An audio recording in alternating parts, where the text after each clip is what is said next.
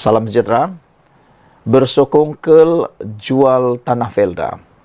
3 orang termasuk pegawai kanan akhirnya dipanggil SPRM.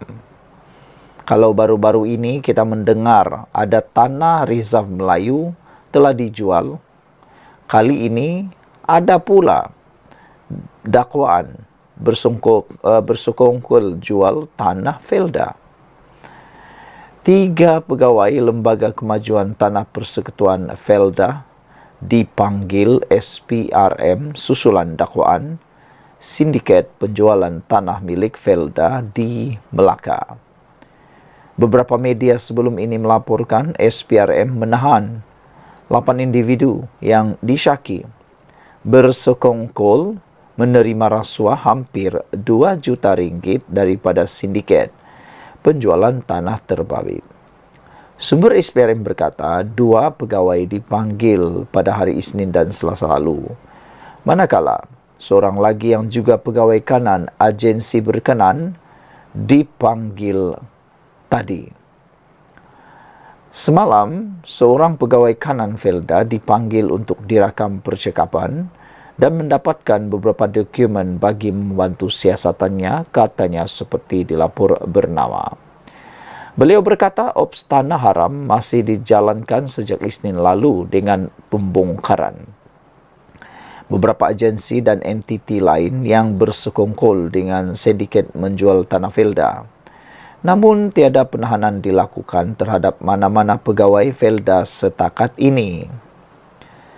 Operasi SPRM dalam kes berkenaan setakat ini membawa kepada penahanan individu membabitkan broker, pegawai bank, pengarah syarikat serta orang awam.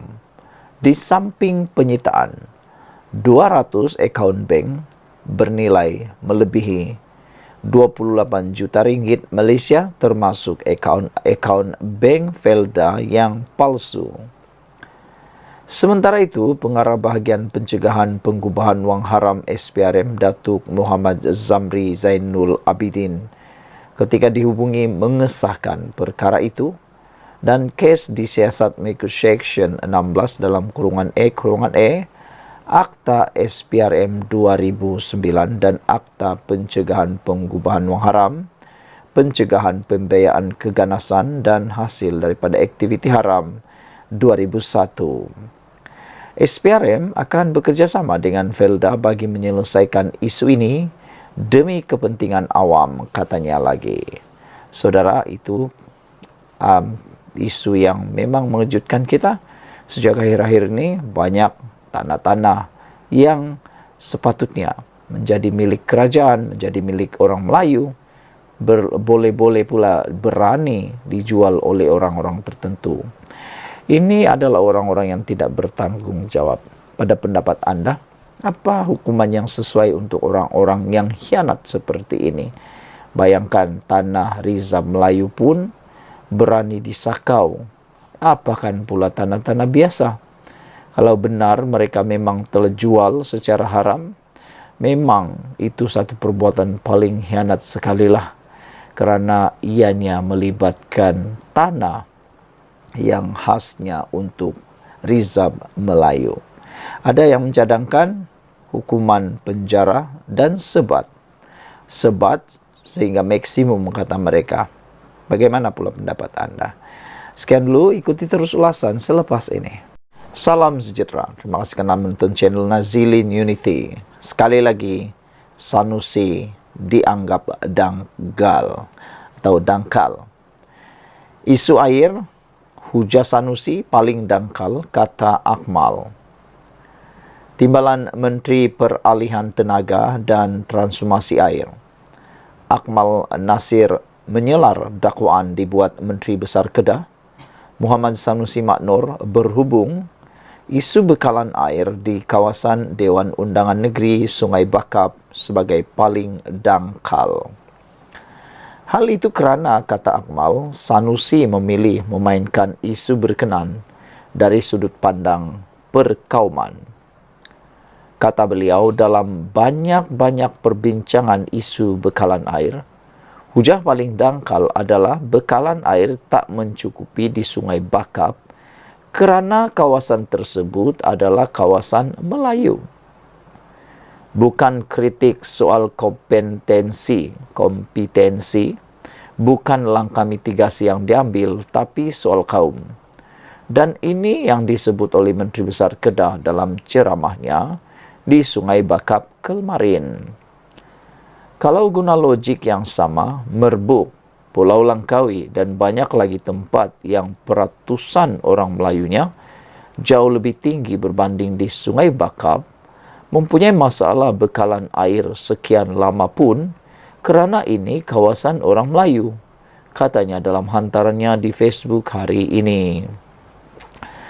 Terdahulu, Sanusi yang juga pengarah pilihan raya PN dilaporkan mendakwa masalah air di seberang perai selatan itu belum selesai kerana berlaku diskriminasi oleh Kerajaan Pulau Pinang. Kenapa di kawasan ini tiada air tetapi di Tanjung ada air? Ini kawasan Tok Lebay, penyokong PAS, katanya seperti dilaporkan media. Akmal berkata, berbanding memainkan isu perkauman dalam ceramahnya, adalah wajar untuk Sanusi menumpukan perhatian menyiapkan 5 loji rawatan air LRA di Kedah, 4 LRA dengan pemberian geran Kerajaan Persekutuan yang sepatutnya siap pada tahun 2023. Takkan nak saya tunggu saya turun sekali lagi, kata beliau. Tambah ahli Parlimen Johor Bahru itu lagi, hujah Sanusi langsung tidak munasabah dan perlu dilihat dari perspektif lebih wajar. Menjelaskan situasi air, isu air di Sungai Bakap, Akmal berkata, kawasan itu berada di hujung sistem bekalan air Pulau Pinang, iaitu 53 km dari LRA Sungai Dua yang turut menyalurkan bekalan ke daerah seberang perai utara dan tengah. 7 langkah mitigasi melalui projek kecil, naik taraf rumah PAM, pasang loji kompak yang semuanya sudah siap, sedikit sebanyak redakan keadaan. Kerajaan negeri juga melalui WCP 2030 tahun lalu merancang membina LRA Sungai Krian dengan kos pembinaan diraih sendiri kerajaan negeri. Paling game changer juga sebenarnya jika water transfer antara Krian seberang perai menjadi kenyataan. Ini adalah salah satu perkara paling awal yang saya bincangkan bersama Ketua Menteri Pulau Pinang sejurus saya berpindah ke Kementerian Peralihan Tenaga dan Transformasi Air Petra pada Januari lalu, katanya.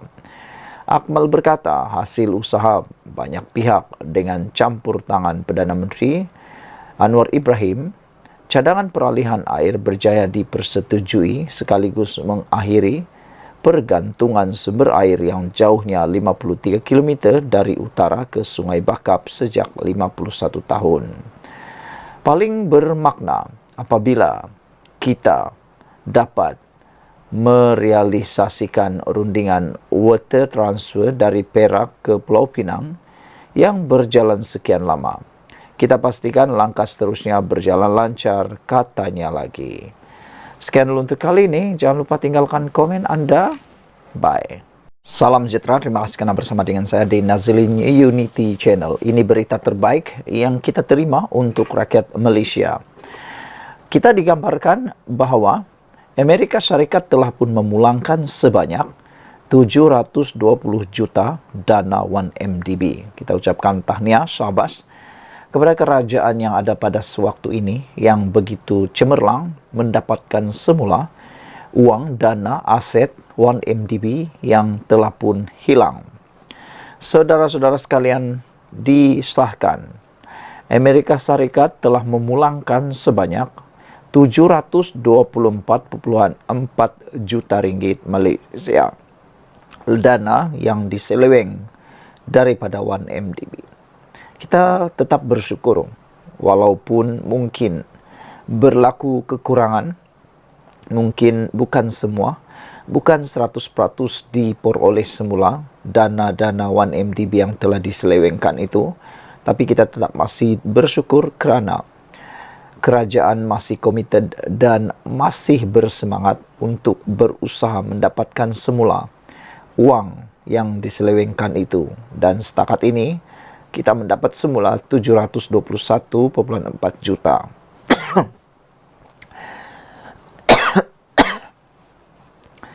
Dalam kenyataan hari ini, Kedutaan Amerika Serikat di Kuala Lumpur berkata, ini adalah ansuran keempat dana yang diperoleh daripada rampasan aset berkaitan 1MDB dan seterusnya dikembalikan kepada kerajaan Malaysia, menjadikan jumlah keseluruhan sekarang ialah 6.6 bilion ringgit Malaysia. Perkara itu telah disahkan kepada Perdana Menteri Anwar Ibrahim oleh Duta Besar Amerika Syarikat ke Malaysia, Edgard D. Kagan, semasa mesyuarat pada Selasa. Kata beliau, kami sangat gembira kerana peringkat keempat aset daripada siasatan Jabatan Kehakiman Amerika Syarikat ini dipindahkan kembali ke Malaysia. Jumlah wang luar biasa ini akan kembali kepada rakyat Malaysia di mana ia sepatutnya berada dan di mana ia akhirnya boleh digunakan untuk tujuan asalnya untuk memperbaiki kehidupan rakyat Malaysia setiap hari, kata Kagan. Sejak tahun 2016, Jabatan Kehakiman Amerika Syarikat memulakan beberapa siri saman pelucut hakan sivil yang bertujuan mendapatkan semula aset yang dipercayai hasil penyelewengan di 1MDB dan bekas anak syarikatnya SRC International. Saman itu dibuat di bawah inisiatif pemulihan aset kleptokrasi yang bertujuan untuk menghalang kleptokrat daripada menyalahgunakan sistem kewangan Amerika Serikat. DOJ mendakwa pada tahun 2017 bahawa lebih 4.5 bilion Amerika Syarikat dolar telah diselewengkan daripada 1MDB, yang mana 1.7 bilion Amerika Syarikat dolar telah disalurkan melalui sistem kewangannya. Antara aset yang disasarkan untuk dirampas termasuk hartanah mewah, karya seni, barang kemas berlian dan wang tunai yang dikatakan milik pelbagai konspirator serta sebuah jet peribadi dan kapal layar super yang dikatakan milik Jolo yang kini dalam buruan.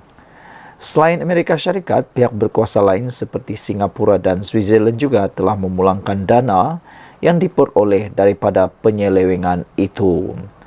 Usaha ini diperkukuh apabila bekas peguam 1MDB Jasmine Loh kembali ke Malaysia pada tahun 2023 selepas bertahun-tahun dalam pelarian dan membantu polis mengenal pasti hartanah berkaitan 1MDB bernilai 93.2 juta ringgit.